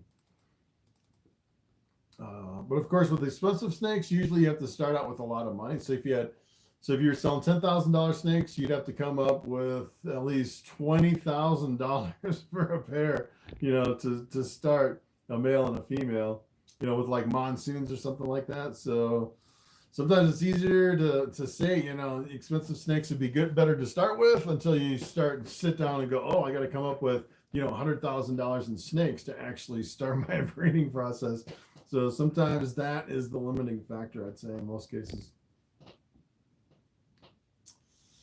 Mark, what would you pair with a lesser vanilla het clown? Yeah, so as far as my favorite supers, I'd say my two favorite supers are the super pastel and the super vanilla.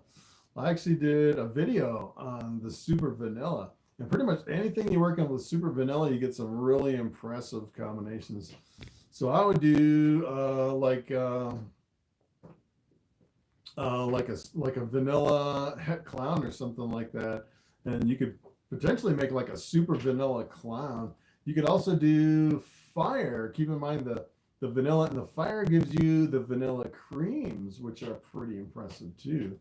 So you could do like a fire het clown or a fire clown, and make a lesser vanilla cream clown, which would be pretty cool. Let's see, Lucy P. I'm on day 53 on my first ever clutch. When should I cut? So when it comes to cutting eggs, I always wait until at least 2 or 3 of the eggs of the hatchlings start cutting through the eggs. So I definitely would wait until the hatchlings are starting to come through. Then they're fully mature, because sometimes it can kind of trick you. Depends on the temperature. You definitely don't want to cut too soon on those. All right, Edith Eden, hi from Texas. Wow. All right, let's see. Would you advise people completely avoid spider morph or proceed with caution? I would say proceed with caution when you're breeding spiders. So I actually have one spider that I'm breeding here in my collection. It really depends on your experience too. So I've seen some people that have said they've been breeding spiders for 20 years and never had a problem. Some people say that they get a spider, breed one clutch, and all their offspring have, head wobbles or something like that, and they completely get out of spider right away. So really depends on the roll of the dice, I think, when it comes to spiders. And I think once you breed them and you start producing some offspring, depending on your results, that's really going to determine if you stay in spiders or get out of spiders. I think that's one of the big things. Let's see. Would you breed a banana to a pastel, inchy, bright yellow? Or would breeding her to my male be better?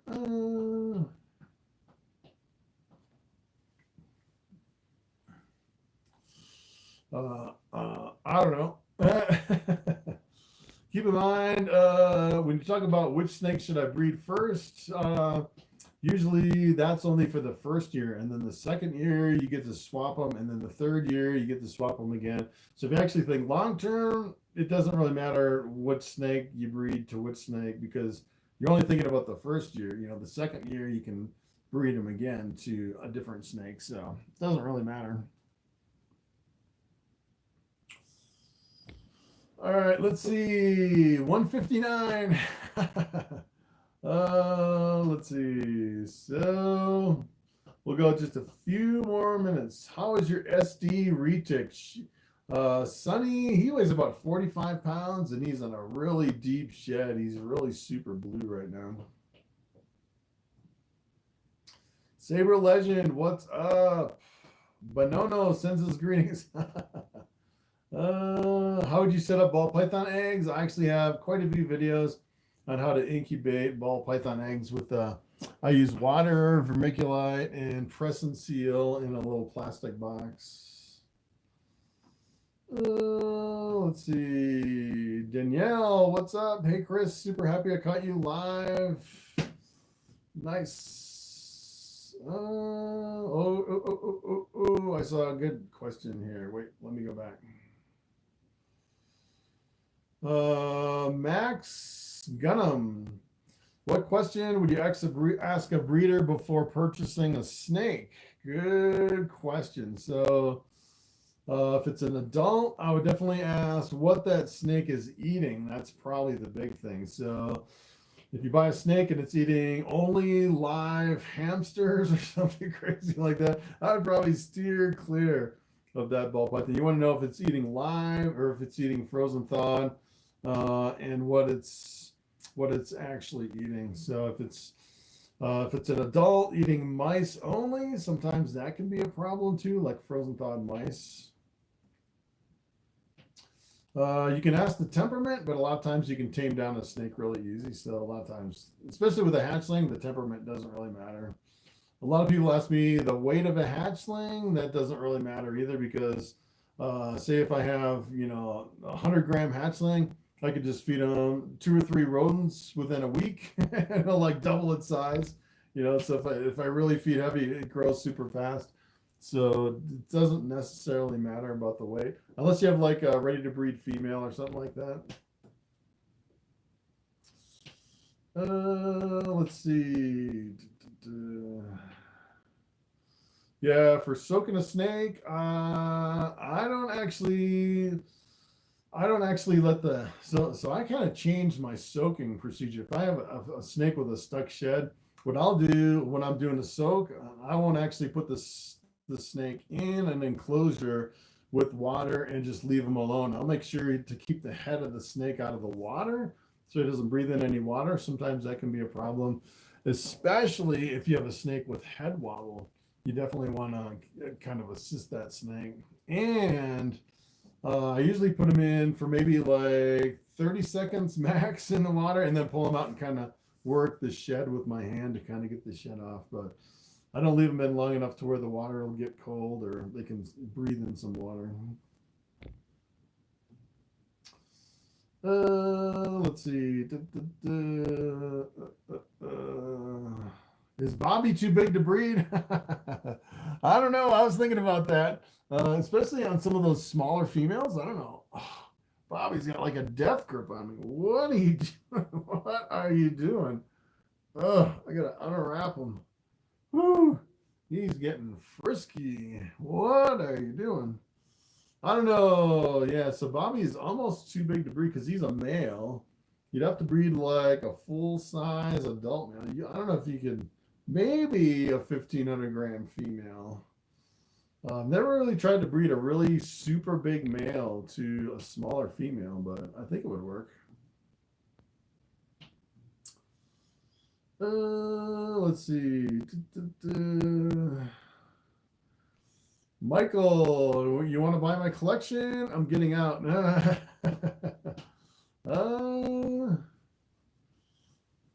Yeah, I'm not really up for buying anything right now, personally.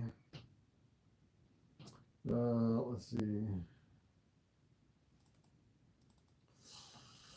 Yeah, I don't know. If I bought something now at this point, it would probably be something more high end. If you actually had well, I'm not really ready to buy right now. Anyways, yeah, I'm trying to buy like a whole pallet of coconut husk, and I'm trying to buy a snake rack too. So, and my oven just went out. I need to buy an oven, so I got a lot of stuff that I need to buy here really quick. So I think I have to wait a little bit before I invest in any more snakes. I got everything kind of breaking and needs to be bought right away. So, all right, so that's it. 2 hours, 4 minutes, 66 people still on, 94 thumbs up.